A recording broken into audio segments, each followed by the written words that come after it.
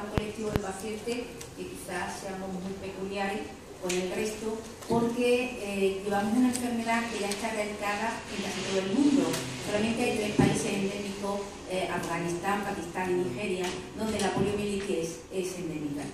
Esto, bueno, nos va a dar un carácter como de colectivo a extinguir, ¿no? En concreto en España, ¿no? De lo que vamos a tratar. Bueno, vamos a ver un poco el seguimiento de la población afectada de poliomielitis en el sistema sanitario. Bueno, pues empezar diciendo, la poliomielitis es una enfermedad muy contagiosa, es un virus, poliovirus, que se aloja en el acta anterior de la médula espinal y en cuestión de horas provoca parálisis e incluso la muerte. Afecta a menores de 5 años, por eso se le llama también la parálisis infantil. En el año 52, Jonas Salk descubre la vacuna antipoliomielítica y a partir del 55 se hace ya operativa en los países, pero desgraciadamente a España llega en el año 63, en noviembre del 63. En la década de los 50-60 hay grandes epidemias de polio en Europa, en América, y nosotros, el colectivo que hoy, esta mañana estamos aquí representando, pues tenemos una edad en torno a los 50-60 años, porque precisamente en esas décadas nos cogió con meses o con poquitos años, corta edad, cuando fuimos infectados de este virus que ocasionó esta enfermedad. ¿Qué pasa? Nosotros nos acomodamos a nuestra vida laboral, social, familiar, pero al cabo de los años empezamos a notar una sintomatología nueva que hasta ahora no la sentíamos.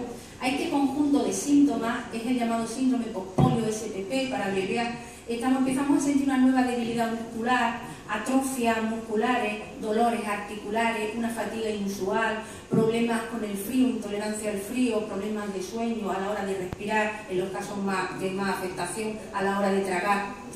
También estamos padeciendo otro tipo de síntomas que son otros efectos tardíos de la polio, que no es el SPP, como son trastornos ortopédicos, porque aquella secuela que nos dejó la polio afectó también a nuestro sistema musculoesquelético, y con el paso de los años pues estamos teniendo este tipo de trastornos ortopédicos y estamos teniendo pues neuropatía, radiculopatía, todo lo derivado, artrosis, etc. Quisiera plantear aquí esta mañana algunos datos de interés. Se hizo una primera encuesta iberoamericana sobre las condiciones de las personas afectadas de polio. Ahí participaron asociaciones de diferentes países, en concreto Málaga participó en esa encuesta, y hay un dato muy relevante, que es que el 67% de los encuestados se le hizo aquella pregunta de antes no, estamos hablando de antes no de 7 años atrás, era el cómputo, antes no y ahora sí usa algún tipo de aparato de apoyo. Y el 67% contestó que sí, afirmativamente. Y estamos hablando de una media de edad de 50 y tantos y pocos años.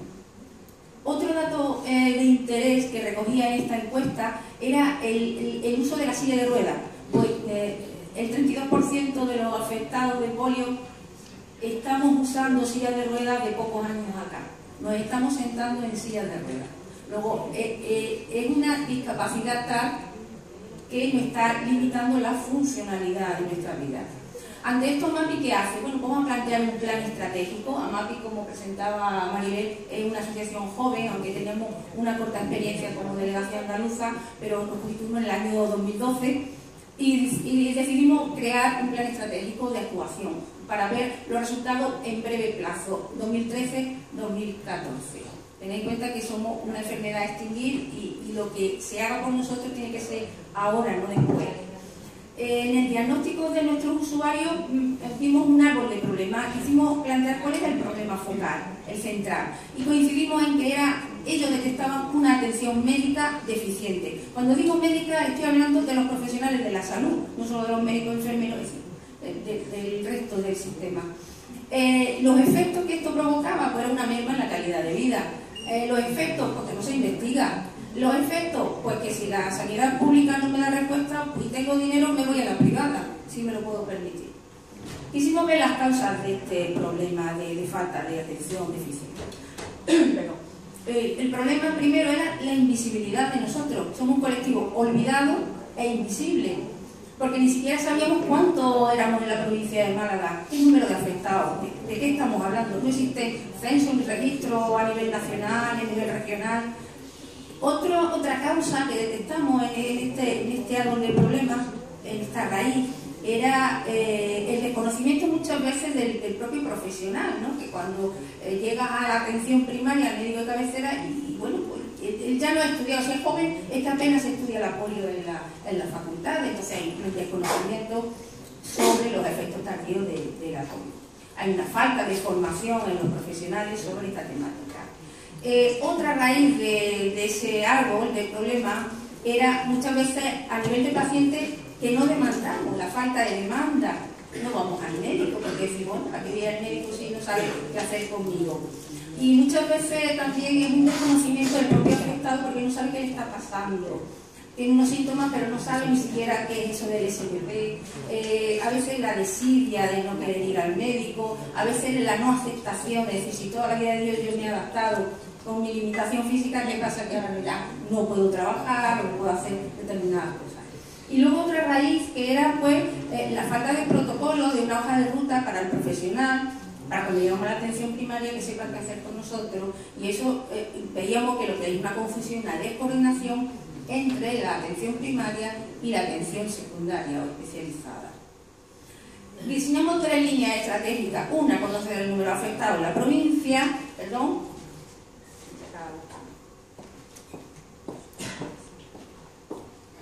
Otra que sería facilitar la información, la divulgación del conocimiento sobre el efecto tardío de la polio.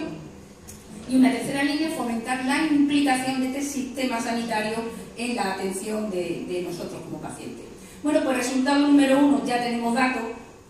A fecha de 1 de enero de este año, el Centro Base de Málaga ya nos ofrece los datos a nivel de la provincia. Y resulta que somos 2.036 afectados de polio que hemos pasado por los centros de valoración. Cuidado, este dato puede que seamos más, ¿no? Y solamente en la capital, fijaros que somos 1.077 personas afectadas de polio.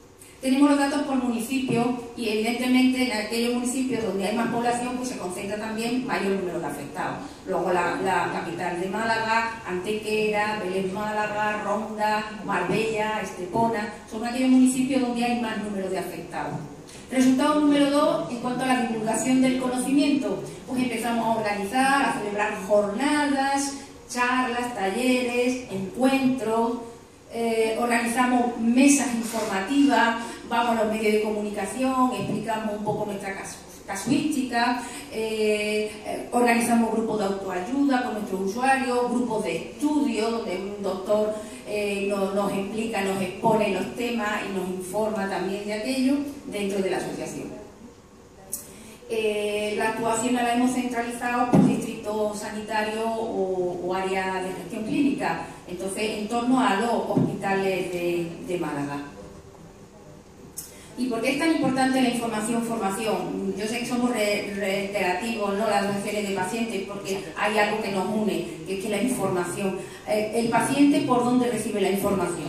Bueno, pues a nivel sanitario, pues la información que le da su médico, a nivel de internet, porque hoy día las nuevas tecnologías están al alcance de muchas personas, y a través de las asociaciones de pacientes también volcamos información. Porque en definitiva lo que queremos es hacer un paciente empoderado, un paciente que tenga el poder y el control a la hora de tomar una decisión en cuanto a su salud, que sea un interlocutor eficaz entre los distintos médicos por las consultas que va pasando y que esto sea un beneficio también para el propio médico a la hora del manejo de un paciente crónico. El tercer resultado era la implicación del estamento médico-sanitario, del propio sistema sanitario, y lo vimos en 2 vías. La implicación como canal de difusión es importante. Es importante que el médico pues, nos informe, como apuntaba Maribí, pero también en cuanto a la atención al paciente, en la creación de unidades de atención, en protocolos de actuación, en equipos multidisciplinares, etcétera.